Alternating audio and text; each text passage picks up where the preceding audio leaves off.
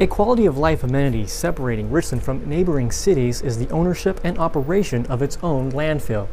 Currently, over 1 million tons of Richland waste calls the landfill home, and close to 30 years of operation has almost filled the landfill to capacity.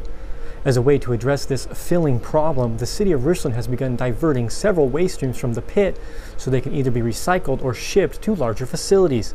Rubber tires are diverted from Richland's landfill, but not to be recycled.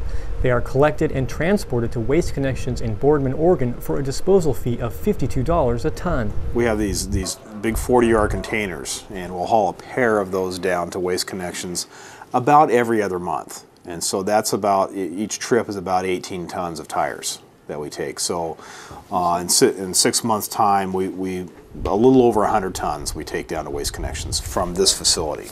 100 tons is a strikingly high number considering there currently are not many avenues for recycled rubber. Landfill manager Kip Eagles told us tires are reused in the crumb rubber market, where tires are used to make rubberized tracks and playground surfaces.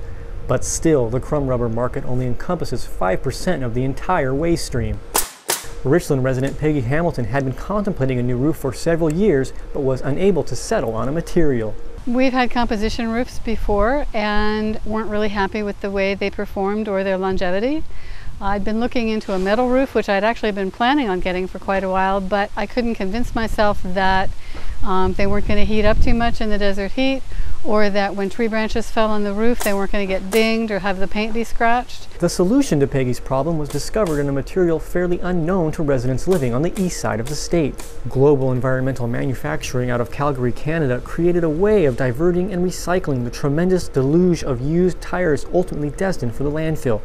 They developed a unique formula containing over 75% recycled materials for the production of a synthetic roofing product called EuroShield. Gem Inc. estimates between 600 to 1,000 rubber tires are used in the production of the material used to cover a single residential home.